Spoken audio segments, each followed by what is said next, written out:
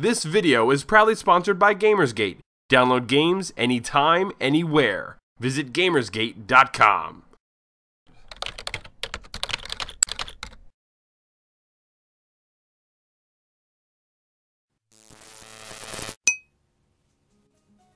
Now that we have officially arrived in 2012, we can take final stock of what came just before.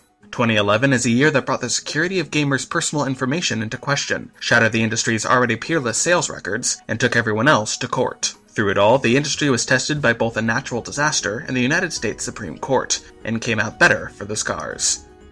It all started with Harmonix being sold to the investment group Columbus Nova for a meager $50, reaping ex-parent company Viacom around $150 million in perceived tax benefits, an amount which the company later sued former Harmonix shareholders for 88% of, beginning a legal battle that is still ongoing.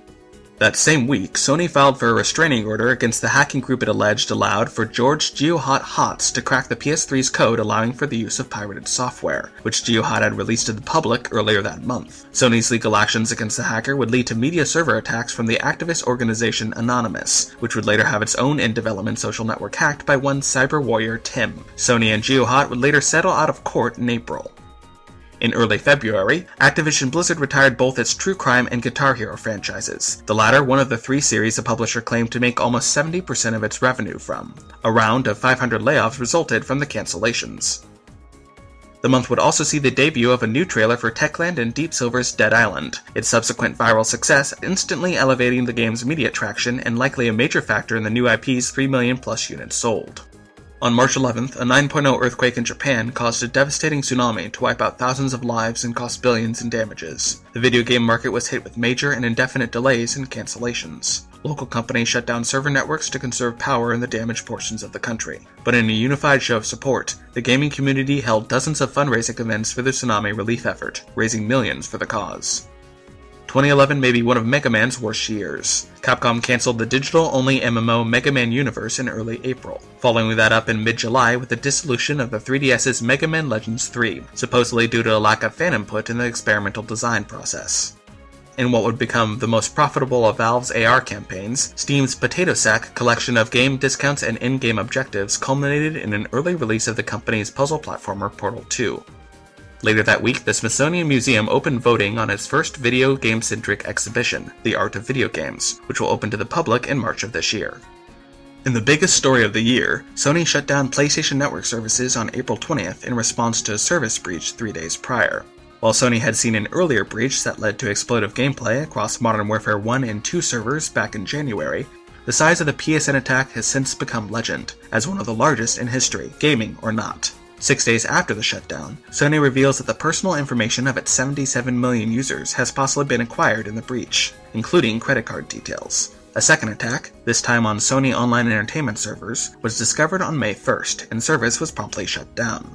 Sony executives would testify before the US Congress on the matter, but Sony's perceived delay in notifying its customers would elicit legal and investigative action from multiple governments and class action lawsuits from gamer groups, some still pending today. Basic PSN service was brought back online on May 15th in the States, with full service slowly being re-implemented in the following weeks depending on the region. The estimated loss due to the breaches was around $171 million. A third, smaller attack would hit the network mid-October and result in 93,000 accounts, mostly inactive, being suspended.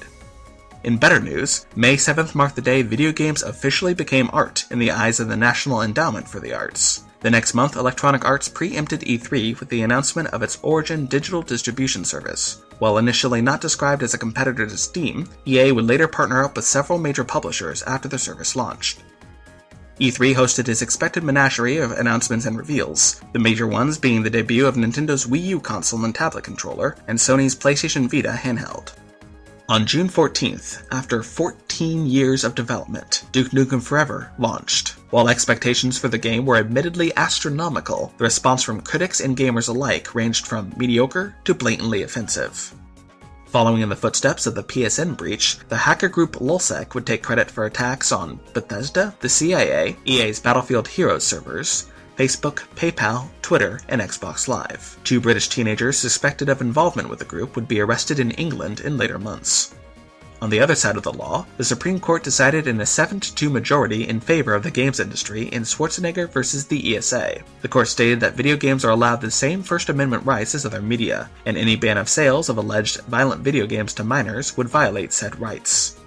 In early July, the Independent Game Developers Association began an investigation into the working conditions at Team Bondi, developers of the then recently released LA Noire. While the findings of the investigation have not been made public, Rockstar North successfully lobbied to get out of its partnership with the studio shortly thereafter. Reports of many of the studio's members leaving for George Miller's KMM Studios surfaced in the next month, with company assets beginning to be sold off the following week. The company entered administration not soon after, and officially shut down in early October.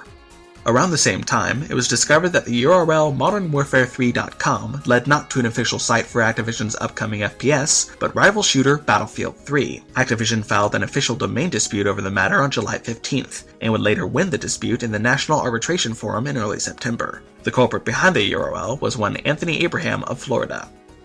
August was a humble month for Nintendo, which dropped the price of its 3DS by $80, from $250 to $170 in response to a sluggish launch. Those that purchased the unit early were dubbed ambassadors and given 20 free NES and GBA games as consolation.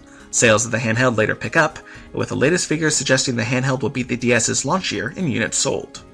In September, German gamers were finally able to legally acquire the first Doom, a full 17 years after the game's launch.